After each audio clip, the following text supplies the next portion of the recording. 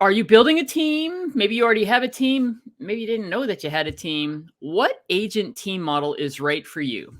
Let's chat teams today on the Wandering But Not Lost podcast. This is the Wandering But Not Lost WBNL podcast, where real estate and reality meet. And now your hosts, Jan O'Brien and Matt Emerson. Well, welcome to the WBNL Wandering But Not Lost podcast, where real estate and reality meet. This is episode 213, and you can find all of our show notes over at WBNLpodcast.com. Jan O'Brien, before we get started today, I need to wish you a happy autumnal equinox. The time has come again. I love it. You sent me a text and it's like you're the only one I know that says autumnal. Because it's even starting to feel autumnal outside. Yes, it is. It is here. I couldn't be happier walking outside in the morning. Yep. I actually took a walk yesterday morning for the first time. Hello. Thank you. You got me thinking about taking a walk, and it was so beautiful. Very good. Now, part of the reason I had to go take a walk was because I was trying to call someone and I don't have cell service in my current abode, but that is going to be remedied. I'm going to make the big switch. And that is so weird. So is it the whole area there around where you live, where you're AT&T? Unfortunately, I have been with AT&T forever. I mean, forever, as long as I've had cell service. And it is just, I don't know if they're getting too big out here or they're trying to put more of the 5G towers in, but there are 3 or 4 key places in one place that I live and work from sometimes, and a couple other places in town where I can't talk to people, and I have to be able to talk to people. Yeah, so it's just T-Mobile, right? I've done the research, and it looks like T-Mobile Plus, I'm going to get the new iPhone 14.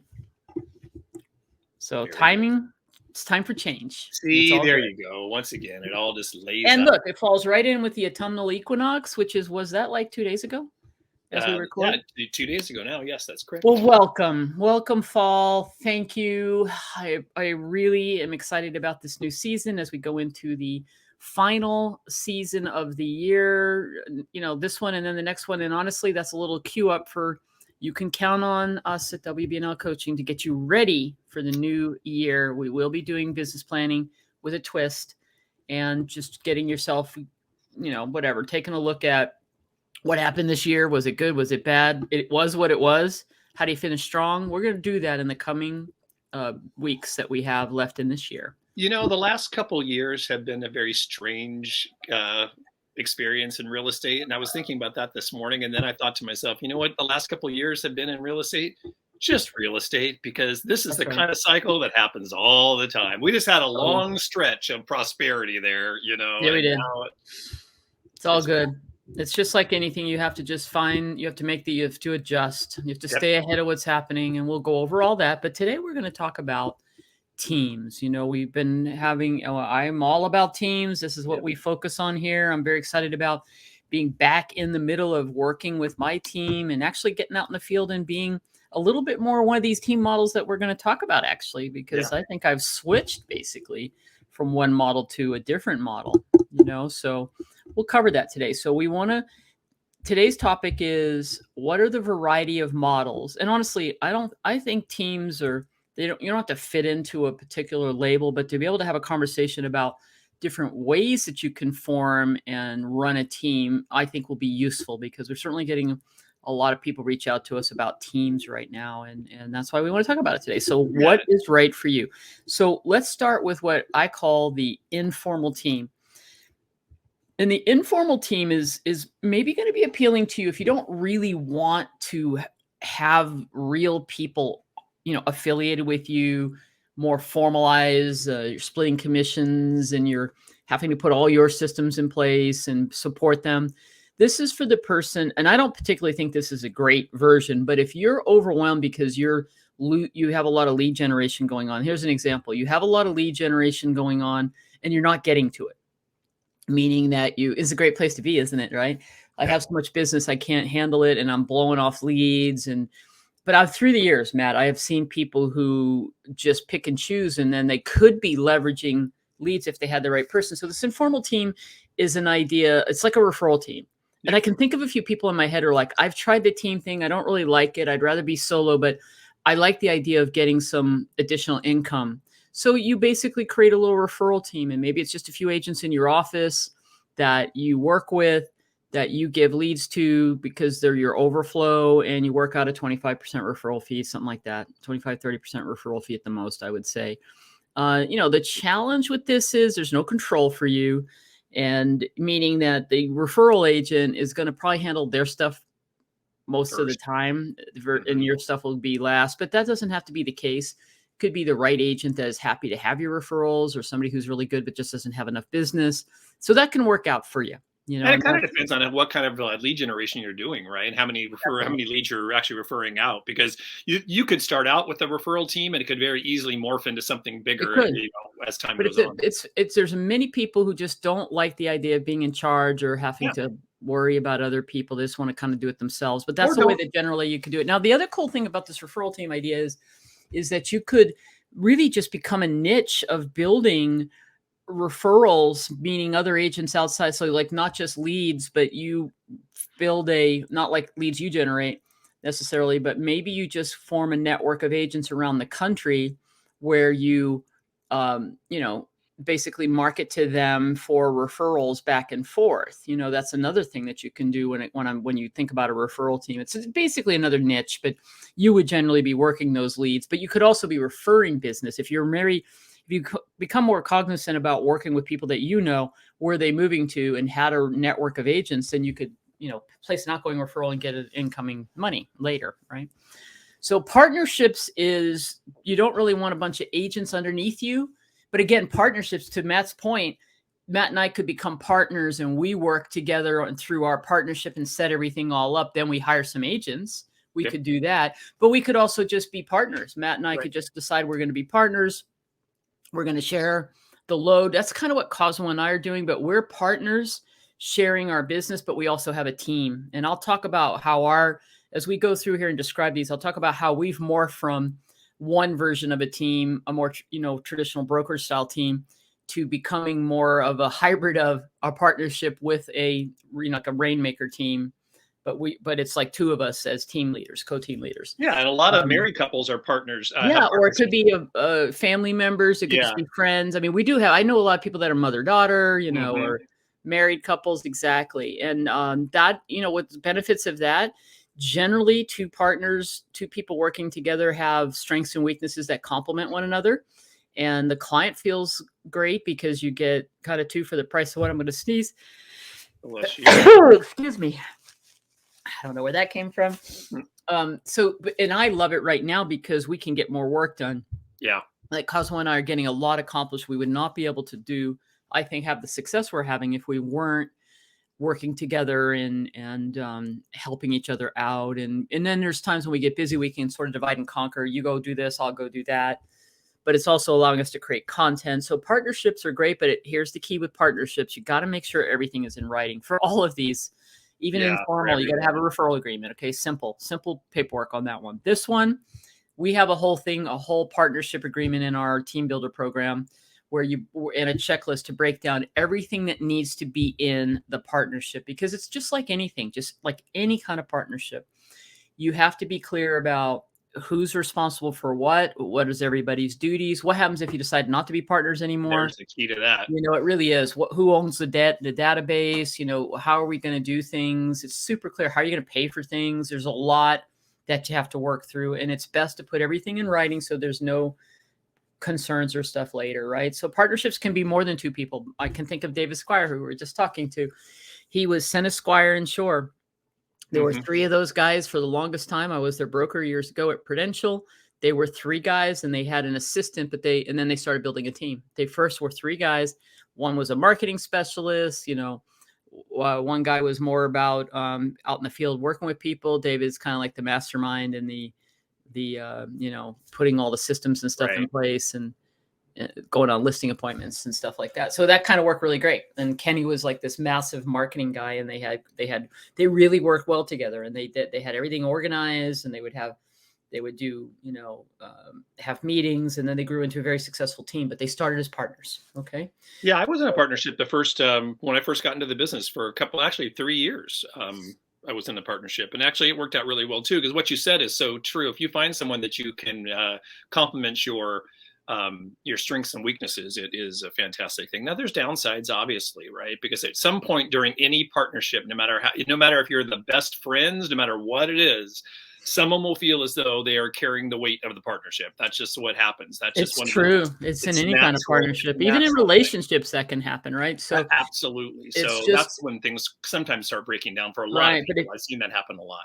But if you have it in writing, it's clear, and then there's not problems and stuff. So anyway, very good stuff here. And then probably the most common type of team, we call it the Rainmaker team, and probably other people call it the same thing. And this is what you see most teams. This is an agent or possibly another agent. It could be two people. Most of the time it's one, majority of the time I would say. And it's an agent who is, by Rainmaker, I mean they're actively out, mostly listing. There are Rainmaker teams that prefer working with buyers, but I would tell you that the majority of teams I've known and work with, the team leader is more of the listing agent, and they don't necessarily want to work with, they might work with some select buyers and sphere of influence buyers, past clients and so forth. But for the most part, the agents on the team are working with the buyers. They may also have, and this is where all the variations of team building can come in, and what your policies are. I mean, I've met people who all the listings have to be in the team leader's name. There are teams who have things that they let the agents do, buyers and sellers, and there's just maybe different splits. But for the most part, Rainmaker means you're out, you're doing business. You have a perfect Rainmaker team looks like this. You're dialed in with the way you do your business. You do have business systems in place, which the joke, of course, is that most people don't have that. Yeah. That's why they need WBNL coaching in our real estate team builder program. That's right. They're making it work, however. They're good. The best Rainmaker, even if they don't have a team, just a Rainmaker is out there. They're just natural salespeople. They don't really have a lot of checklists and organization. They want it, however. This is what's funny. I just had a conversation with somebody about this. Been in business 20-something years and just never really had all the systems in place, but kills it. 88 closings last year. Right. By herself. But she's just common, like great at what she does, but really wanting to have, because as you get into your 20 plus years in the business, you want to start thinking about how do you exit the business? And the only way to exit the business is to be able to turn it over to somebody or sell it. And the only way to do that is to have something, structure, organization, duplicatable systems that somebody can come in and take over. Otherwise, what's the point, right? But agents would plug into those systems you have in place. And what we mean by systems is, how do you lead generate? What's your checklist for before, during, and after for a buyer and a seller? What do you do to stay in touch with your past clients and sphere of influence? What does that system look like? What do you do for everything for listings, everything for buyers, as I said, and then social media, anything else that you're working on? That's your business systems, right? You don't have to do everything, but you certainly have to be doing those things I'm talking about. Business planning also, right? Generally, a good Rainmaker team is going to have an admin, a transaction coordinator. This is a benefit to the person joining the team, right? That they have an admin that's going to provide some value, like maybe handle their transactions for them. And you'll figure out as you work through your value proposition as a team leader, what things do you provide to your team? Just like a broker, right? What do you provide to your team, and what things do the agents have to take care of? Those are all the individual things that you set up and get clear on. And you may have leads in a Rainmaker. You might distribute leads. There are teams who are Rainmaker teams that are completely internet sort of online lead gen. And then the team size is going to be based on your particular goals. Like a team could be just Matt and I, we're a team. It could be Matt and I and two other people, Cosmo and I, and we have 4 agents. We're a team.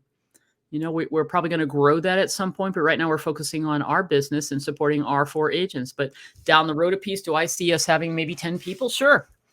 Especially when it's easy to just plug them into the systems that we've got set up. Yeah, it depends on the market too. Your team can ebb and flow with the market. There you go. So that's the Rainmaker team. That's the most common, I would say.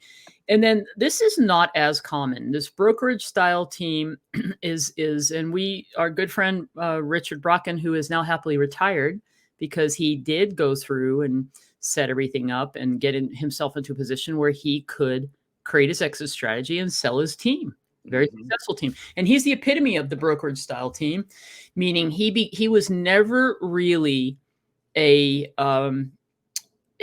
sold, but he sold, of course, but he was always a businessman who came in and had a vision for creating a team without being a broker, even though, sidebar, Matt and I all created a company for a minute. And then unfortunately it hit its peak, its stride, and the pandemic hit.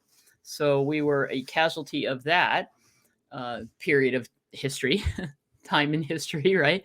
However, everything is, gets you to where you are, and all great learning lessons. And he learned the lesson too, that it was better. And frankly, if Richard was to look back, and we're going to have him on the podcast soon, and so he can talk a little bit about how he got to that final exit strategy and selling his team.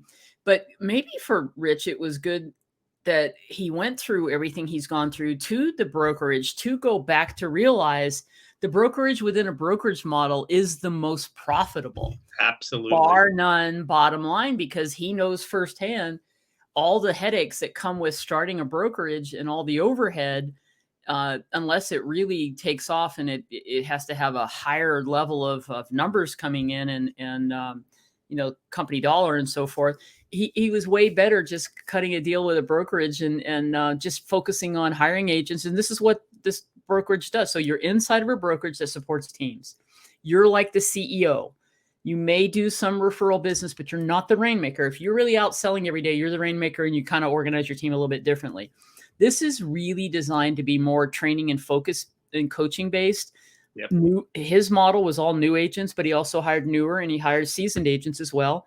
But he had multiple teams within one team, a team manager with 10 to 20 agents underneath them, all with a system of coming in from mostly new, going through and getting trained and having coaching sessions and very specific training that was available, and a bunch of tools and value proposition to help them get out and do business, right? It's definitely more labor intensive, and this will ultimately fail if you do not have the systems and the training and the support, because these agents are looking for, they join a brokerage and they get lost in the shuffle. So the perfect scenario here is they join a brokerage that brings so much to the table, their name recognition, the tools, et cetera. But now they're within a team that supports them even further and gives them one-on-one support.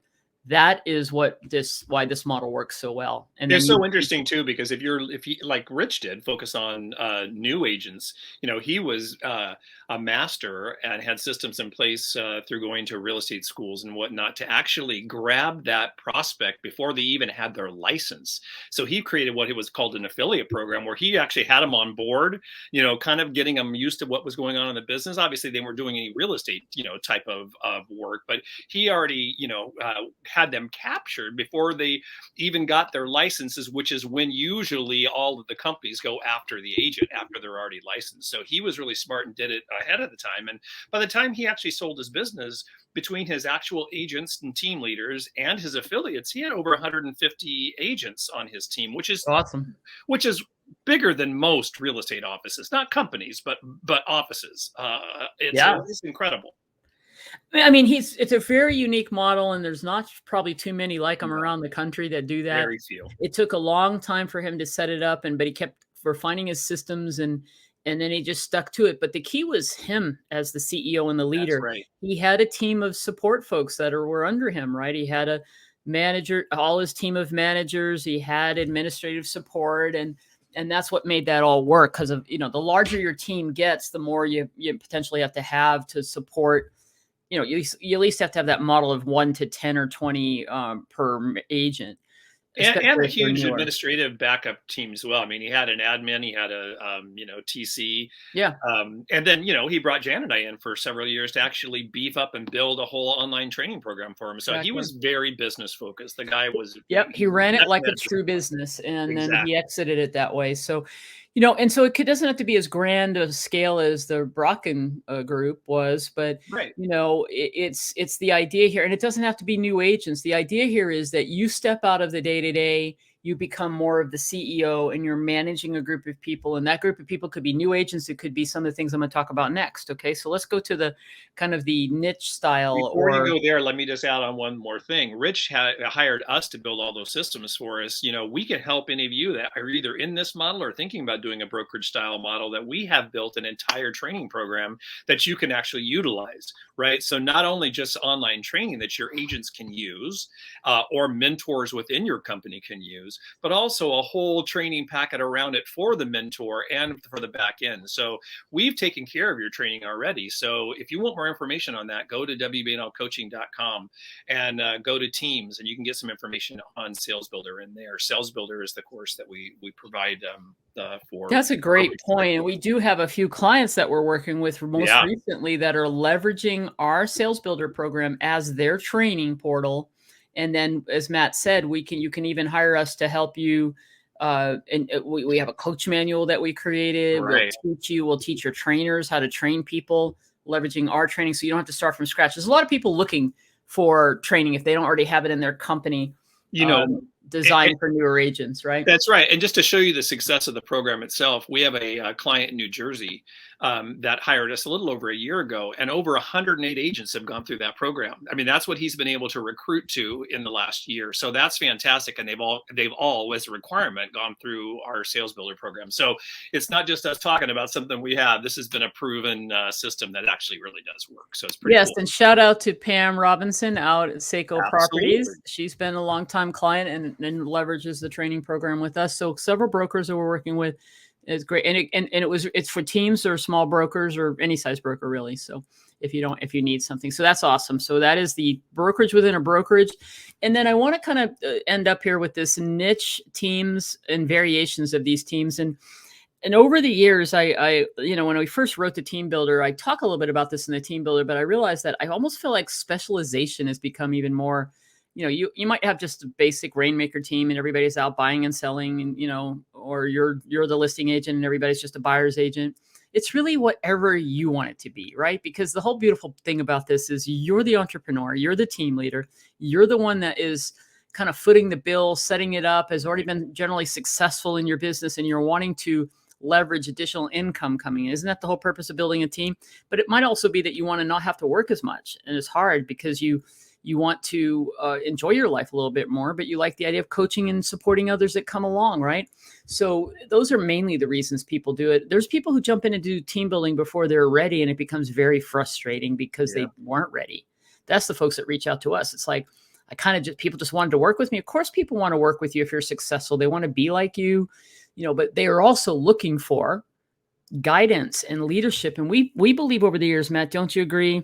The number one thing that people want when they're on their team is that leadership, mentorship piece, direction, guidance, coaching, whatever you want to call it. It's not leads. They need that help. They want that. Otherwise, if they were great, if they were you, they would be that 10 or 15% that just figure it out and make it happen. That's not a good person for your team, by the way. Right. Maybe the person that takes over your team, but not to be on your team, because they're not going to stay because they want to be a solopreneur, right? An entrepreneur. So this variation niches can be anything from completely just a lead generation team. I can think of somebody who since sold her business. She had an A and a B team. The A team was you came on and you just took internet leads, and there was a system and you flowed, and your referral, everything was on like a 50-50 split, even if it was your own referral base. And then after a while, if you were tired of doing that, you could move to the B team, where maybe your split changes because now you're starting to get referrals of yourself and you're into all their systems and their big marketing train. But if you decided to take leads, it's always going to be 50-50. So that's a really successful model if you're just really all about online lead generation. But people get burned out on that after a while. Definitely. And you go through a lot of people generally. Not everybody forever wants to do leads. And eventually, if you're good, you're going to get your own business, and you got to find a way to retain people. Another great idea, and this is kind of where we're going to head in our team, because right now we have people covering everywhere but like 2 areas of town. So we like the idea of geographical, local area experts. I think, for me, I can talk about all areas of town, but I think what's happening with most people in a metro area is that You have a tendency to work, especially if it takes an hour to drive anywhere, right? In large metros. But even here in Vegas, as it's becoming more, you'll see people will say, like, I work in Summerlin. Like we have Dennis on our team.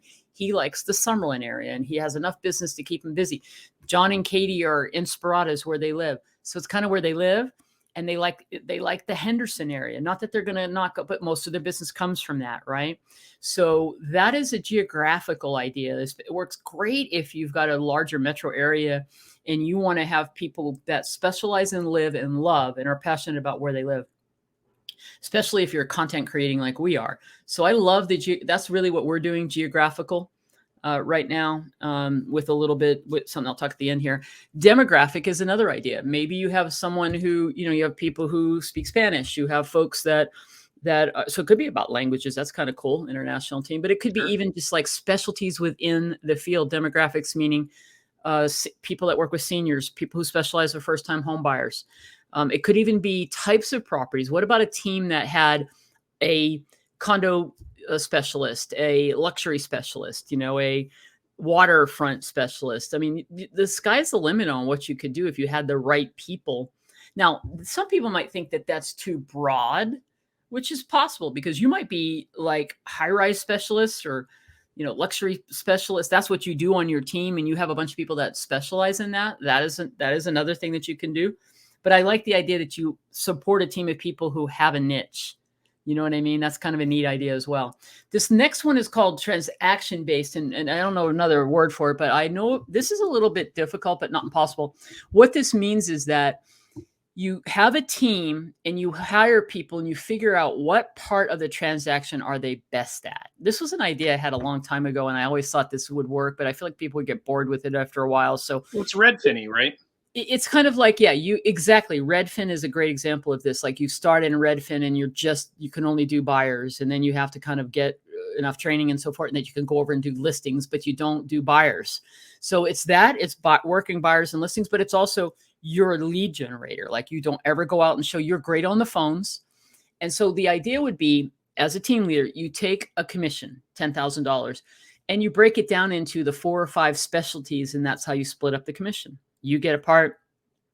The person who generated the lead gets something. Somebody goes out and shows the property, they get something. So this is a very, very, very niche specialty team where the only way this team works well is if the communication is amazing, the service is amazing, so the customer doesn't feel like they're being passed off. That's the negative with this. If not everybody's synced and they're not really good at what they're doing, the person doesn't feel like they bond with someone, and then they don't follow all the way through. So, but it can work if you're really into, I have 3 people who are amazing on the phones. They generate because frankly, lead generation is the hardest part. But if you had, I was going to say, and this really is highly dependent on the front end of lead generation for this to work. If you have somebody who is just great at phone calls and developing and nurturing, and then setting it up to say, I'm Jan, I'm going to meet with you. My specialty is talking to you until you're ready to go buy. And then I'm going to put you with the right person on our team based on what you need. And that happens to be Matt because he specializes in the Summerlin area. Right. And then it's a warm handoff to Matt. And then Matt takes it from there and he shows and maybe writes the contract. It could even be you show and you hand it over to someone who writes the contract, right? Or you do those 2 things. You show and you take them through the inspections process and so forth. Then there's another person who's the transaction coordinator. So they're in, and think of it like how it is in a new home. If you've ever sold a new home, you meet the sales specialist. They talk to you and sell you, and they write the contract with you. And then they don't really, good ones will stay in touch with you, but they hand you off to the closing department now. The closing department picks up and talks you through everything you have to do to close. And then you go to an inspection and you meet the person who gives you the home orientation. I just went through this, so it made me think of this. And how many people my client met through the course of buying the standing inventory home. And then there's the aftercare specialist. So you see how you could do that as well? That I think is harder to do. And it means you're really good at figuring out, this only works if you can get clear about what is somebody really great at and what do they want to do. And is there enough money for them to make it? The challenges with this that I've seen people do this is somebody gets into to doing one part and then they want to morph into something else. So that's where you've got to go back to the Redfin model of you kind of graduate to go from here, and then you can go to the listing team and So anyway, a little I harder can just to tell you manage. that this would not be the recommended starting point for building any Absolutely not. team. No way. Almost like you have to take people through a personality skills test and they'd have to fit in. It's a very interesting idea, but very rarely have I seen people do it real. I only can think of one person I've done some initial coaching with that was their game plan. And I think it's always you always have to be finding somebody to step into that role and train them. Execution is always the key in any plan, right? And this is the hardest one Exactly. to execute for sure. And then the last thing we can talk about is when you do have amazing systems in place and you've got the hub created, and I did this a little prematurely when I went to Florida, is the satellite and the expansion team idea, which is if you want to grow and you really have a well-oiled machine, whatever your choice, whatever your flavor of agent team model is, you could easily set it up in another marketplace, another city even, if you're wanting to do it. And the key to that, and the key that I needed was I needed to have someone else I was working with in the new location, or somebody who already knew the area that could kind of become the team manager. I had thought I was going to go and just learn it all, and it was too hard to do it on my own and not fun. So the idea of in the future now, if I was ever to do that, I would. And it's possible that I will, because I'm keeping my Florida license, which renews in 8 days, which I have to finalize one little test and get that done. Nothing like waiting until last minute. But now what I would do is I know a little bit more. I would find someone who could be the base of there, because if I want to go back and forth, I need somebody feet on ground in that area that wants to plug into what we're already doing or show them how to do it. And it then is the key to that, because Rich tried that in Arizona and in California. Yeah, because he found he needed to be there to make it work, and then that's just not feasible. So it's not feasible, and it distracts you from your core business, and that's when you don't want to ever. I mean, he did it at the right time. If he was going to do it and try it, he did it at the right time. So it wasn't that he prematurely did it, but it just is a lot of work. So you have to. It's all about finding that person, and finding the right person is hard to do. It's like a partner, but not necessarily, but it could be a bit of an equity partner, because you're looking for somebody to be that team leader, and you're going to compensate them based on them and help them recruit people to the team. And then you've already got all the systems in place, and the training and the support and the checklist and the way we do business. It's all already there. Right. So that's really that's really the main team models. But maybe you have a model. Tell us about it. Reach out to us. Let us know. You can call us or make a comment if you see this on YouTube and so forth. But Matt, what do we have, since we happen to know a thing or two and have some training on this topic? We what can do they get? Know a thing or two about building a team, because we've put a lot of work into it. A lot of team. We've been involved in all aspects of all of this, so we are not ignorant to the process or how you actually implement. So we actually have a couple products I want to talk about today. You've heard about this before if you listen to the show. We have our proprietary signature program at WBNL Coaching, is our real estate team builder program. And it is a 6-module course that walks you through every step of building a team, from choosing, how to actually get that started, what kind of team you're going to be, and to hiring, and to not only your agents, but also your administrative part, putting all your systems in place, training and development, recruiting, agent retention, and then ultimately exit strategy for selling your team. So a lot of information about team building. And along with that, there are a plethora of documents and forms and checklists that go along with that as well. Over 110, as a matter of fact. So there's a lot of information that goes along with the program. And that program is sells for a tiny little retail price of $9.97, which actually is a freaking steal.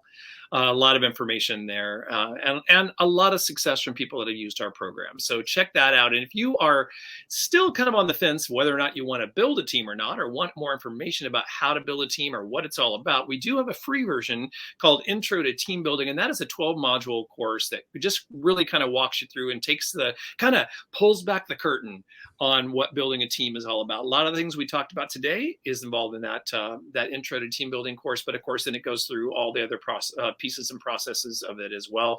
Absolutely free. A lot of people start there, right?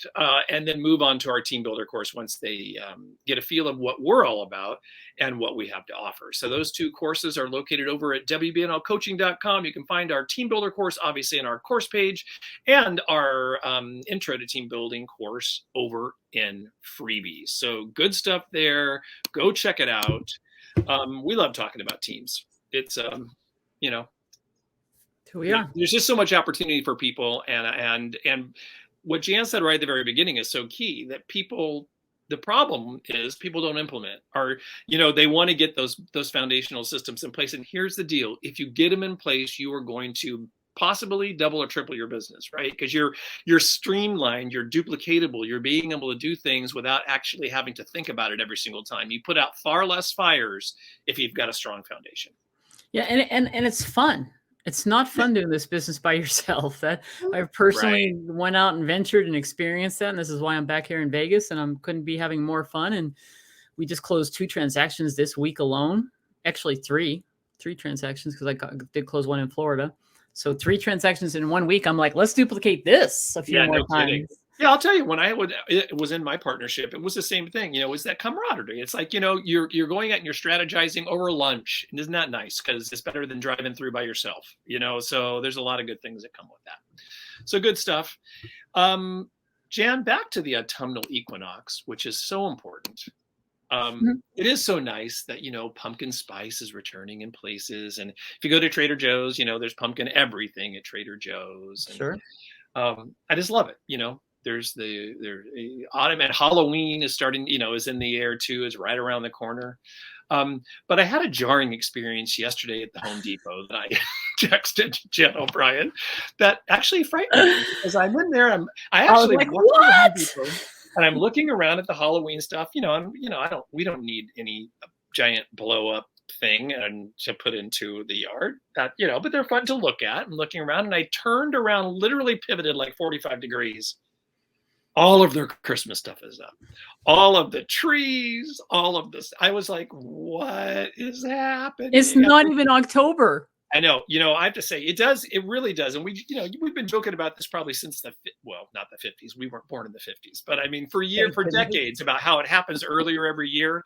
But September, come on, what the heck? Let's get the pumpkin patches out already. I have to say, Home Depot actually got ahead of Target, because Target's usually pretty good at that. I always used to love to take pictures of the Christmas and Halloween, like the scary skeleton, Grim Reaper, and Jesus in the manger sitting next to each other on the thing. Always my favorite thing.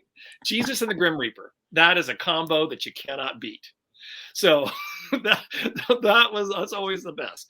But this year, Target, they haven't done, although I guess I haven't been in Target in a while. I bet you if I walked in today, that damn Christmas stuff would be up. It'd be like back to school, Halloween, and Christmas at the same time. Pick a thing. I feel like that because of everything that's happening and the way that, the predictions are, this is not going to be a great retail season, holiday season, because of discretionary income and inflation and so on. So maybe they're trying to get an early start. I'll just tell you, though, the interesting thing about this thing is starting earlier. It's frustrating, like when it gets closer to Christmas, you're like, yeah, I need to go out. Yeah, I need some Christmas lights. They're all gone. It's like you can't even buy anything for Christmas at Christmas. Like, what the hell? That's true. Anyway, well, I guess it works for them. But then you can get your Valentine's Day stuff in December. So get that stuff going. I'm just saying. All right.